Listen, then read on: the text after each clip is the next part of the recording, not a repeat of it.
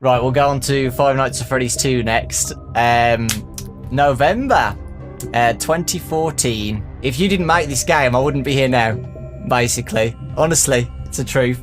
So FNaF 2 is the game that really means a lot to me, and I'll be forever grateful for it. So, yeah, thank you. Just wanted to quickly plug that in. Good. I appreciate it. About Five Nights at Freddy's 2, how did you get the idea for, you know, changing the mechanics up a little bit? So the masks and the vents, you know, watching the puppet. You know, there wasn't a really in-depth planning phase. For like the overall feel of the games, like a lot of these were, I just kind of knew what they were supposed to be, or just kind of felt the way that the series should progress. Like I knew that part 2 should be chaotic. You know, part 2 should be, you know, a lot more chaotic than the first one. It should be just crazy. It should be overwhelming panic. And then I also knew, even at that time, before as I was working on part 2, I knew that 3 should be a very personal experience. It should be the opposite of what 2 was. You know, part 3 should be kind of one-on-one, and I knew that part 4 should be kind of unique as far as setting and things like that. And I knew that part 5 should be kind of high tech, and I even kind of already had color schemes picked out. Like I knew that part 5 should kind of be purples and blues. I knew that 3 should be kind of green, and I knew that 2 should be kind of 2 should be feel kind of industrial, which I think that it does. But outside of that, I'm not really sure. And maybe there was more to it at the time, but you know, it all happened so fast, you know. Did you have any scrapped content or anything for the game? Because some people mentioned the toxicity. Is that toxicity meter? Right. The toxic meter. I think, if I remember correctly, I think that the toxic meter was an early idea on just something so that players couldn't put the mask on and leave it on forever. Yes, leave it on forever. You know, I had the idea that if you put the mask on, this meter starts running out. But I don't know. That didn't really seem to fit. I don't know. It just didn't seem to. It just didn't make quite as much sense.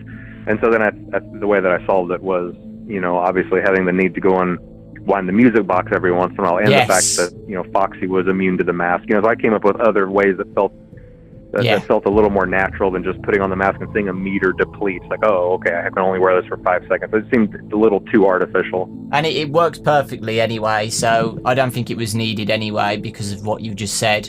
The things that you've added, you're not going to always keep the mask on forever anyway. So, was there a reason why you decided to remove Toy Chica's beak after she left the stage to make her more creepy, right?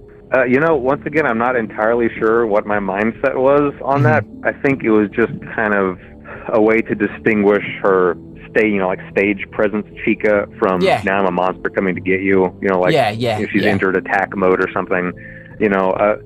Once again, actually, I think maybe part of it is because, like, you know, a classic Chica, even on stage, was still kind of creepy looking, but the toy versions, just in their standing state on stage, weren't quite as creepy. I mean, I think Toy Bonnie still retains some of that, but like Toy Chica isn't really scary looking. Toy Chica by herself isn't very scary, I didn't think. And so removing the beak was just one thing to just kind of push it into, you know, making her look a little more uncomfortable. How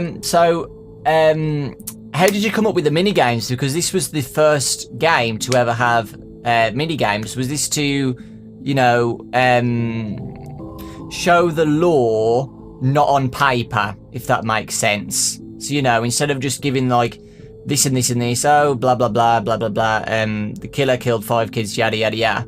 But instead, you didn't show it on paper. You put into a mini game. Right. I think it was because, I don't know, I wanted to keep the gameplay experience similar, but I also wanted to make the game a little bit more fleshed out than the first one, and so that just seemed like a kind of a natural way to do that, where, you know, while not interfering with the gameplay, you know, putting it in kind of an unexpected way that would make it interesting, but while also not making the player feel like they're forced to sit through cutscenes and things like that. Do you have any good memories of FNaF 2 at all? or bad? That was a really stressful time for me, I think, because obviously, my life was changing a lot at that point. There was just there was a big frenzy going on with just all aspects of my life, and I was really trying to work on that. But I mean, there's still good memories. But I just wouldn't want to revisit that. It was really chaotic, and I was really stressed out. So I mean, all good memories, but I wouldn't want to revisit.